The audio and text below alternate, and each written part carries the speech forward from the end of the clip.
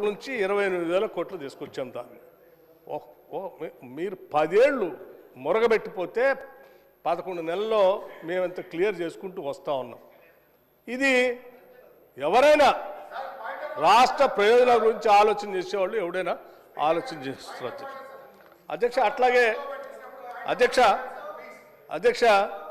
ఈ ఎఫ్ఆర్బిఎం వాటి గురించి అధ్యక్ష సివిల్ సప్లైస్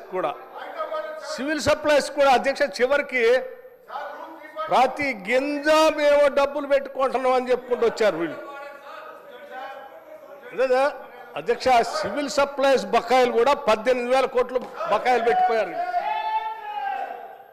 పాపం మా మంత్రి గారు ఉత్తమ్ కుమార్ రెడ్డి గారు వచ్చిన దగ్గర నుంచి ఆ సివిల్ సప్లైస్లో బకాయిలు ఎట్లా తీర్చాలా, అక్కడ వీళ్ళు కనీసం బ్యాంక్ గ్యారంటీ కూడా లేకుండా తీసుకోకుండా కొన్ని వేల కోట్ల రూపాయల ప్రజల సంబంధించిన ప్యాడీని ఆడ ఆ మిల్లర్ల దగ్గర పెట్టిపోతే ఆడ పడితే ఆడ పెట్టిపోయారు అధ్యక్ష.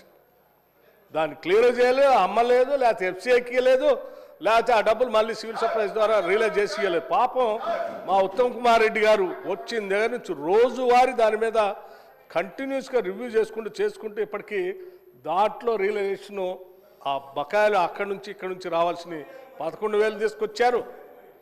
అక్కడ మీరు వదిలేసిపోయినటువంటి ఆ ప్యాడీని వారు ఆక్షన్ చేసి రాష్ట్రానికి ఆదాయం తీసుకొస్తూ ఉన్నారు.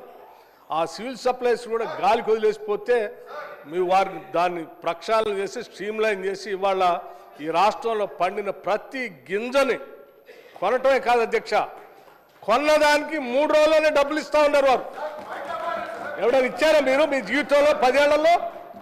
అవునండి, కొనుగోలు చేస్తే అధ్యక్ష వాళ్ళు చెప్పిన లెక్కల అదే కార్పొరేషన్స్ గురించి కూడా చెప్పారు వాళ్ళు. అందుకే అన్న అదే కార్పొరేషన్ ఎప్పుడైనా వాళ్ళ జీవితంలో 3 రోజుల్లో డబ్బులు ఇచ్చారు అధ్యక్ష. అరే పాపం వాళ్ళు కళ్ళాల్లో కొనుగోలు చేసి మిల్లు పోతే డబ్బులు రాక నెలల తరబడి తిరిగేటువంటి రోజులు మేము చూసాం.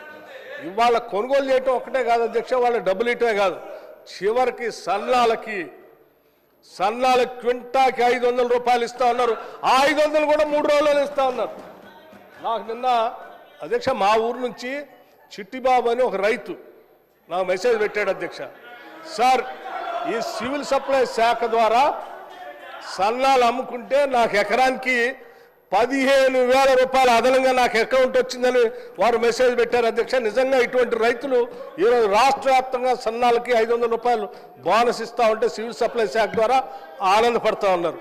మీరేమో సివిల్ సప్లైస్ ద్వారా అప్పులు తీసుకొచ్చి బకాయిలు పెట్టి వాడి డబ్బులు ఇవ్వకుండా ఈరిలు డబ్బులు ఇవ్వకుండా ప్రభుత్వం మీద పెండింగ్ పెట్టిపోతుంది అధ్యక్ష. ఇంకోటి పాయింట్ ఆఫ్ ఆర్డర్ ఎందుకు? ఇంకో అనుమతితోనే డిప్యూటీ సీఎం మాట్లాడుతున్నాడు.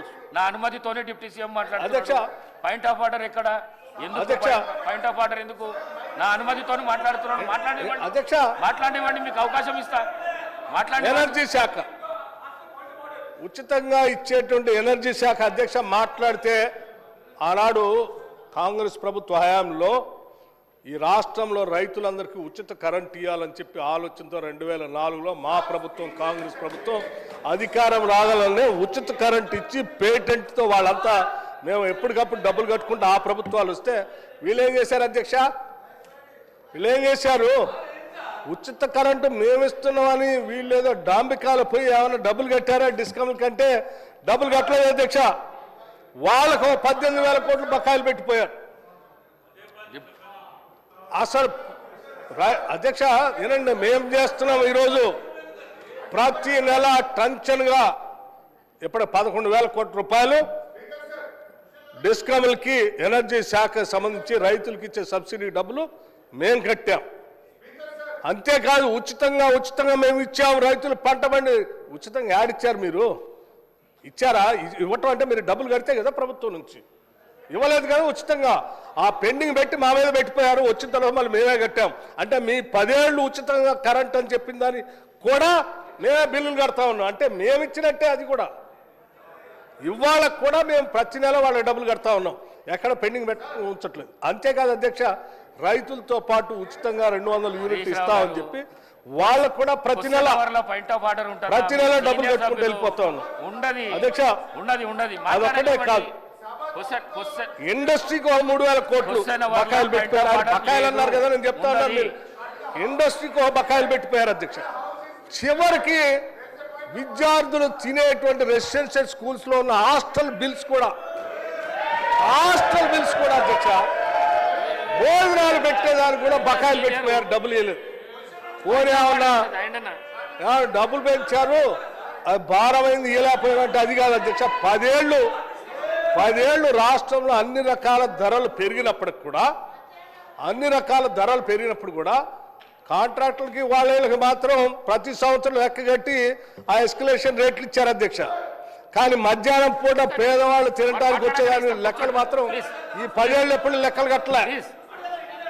ఆ ధరలకు అనుగుణంగా ఛార్జీలు పెంచుకొని వదిలేసి పోతే మీరు ఇచ్చినటువంటి ధరలకి సరైన సరుకులు రాక, ఆ డబ్బులు సరిపోగా, ఆ కాంట్రాక్టర్ ఏదో పెట్టాలి కాబట్టి ఇచ్చిన డబ్బులకు సరిపోయే కూరగాయలు లేక వదిలేసిన కూరగాయల్లో, పనికిరాని కోడిగుడ్లలో లేకపోతే ఆ బియ్యం ఇవి తీసుకొచ్చి వండి పెడితే ఆ దెబ్బకి వాళ్ళు పాపం అనారోగ్యానికి గురైన పేద విద్యార్థులు ఇబ్బంది పడుతుంటే మేము ఆలోచన చేసాం. ఎందుకు ఈ సమస్యకు మూలం అంటే డబ్బులు సరిపోక కూరగాయలు అయ్యి ముఖ్యమైన ఇస్తున్నారని రేటు 40% ఒకటేసారి 40% పెంచడమే కాదు, 200% హాస్పిటల్ ఛార్జెస్ కూడా పెంచడమే కాదు, మీరు వదిలిపెట్టిపోయిన బకాయిలన్నింటినీ కూడా అనాపైస్తో సహా లెక్కగట్టి ఆ బిల్స్ అన్ని క్లియర్ చేసి పెంచిన బిల్స్కి డబ్బులు ఇచ్చుకుంటూ పోతాను. ఇది అధ్యక్ష మాకున్న నిబద్ధత. పెండింగ్ బిల్లులట వాళ్ళట చెప్తా ఉన్నారు. ఎట్లా అధ్యక్ష 40,000 కోట్ల రూపాయలు పెండింగ్ బిల్లులు పెట్టిపోయి మళ్ళీ తిరిగి వచ్చి తగుదనమ్మా అని ఆడ కూర్చొని మాట్లాడుతూ ఉన్నారు. సరే, అది హరీష్ రావు గారు మాట్లాడారంటే ఐ కెన్ అండర్స్టాండ్, ఎందుకంటే వారికి ఎప్పుడు నిజం చెప్పే అలవాట్లు.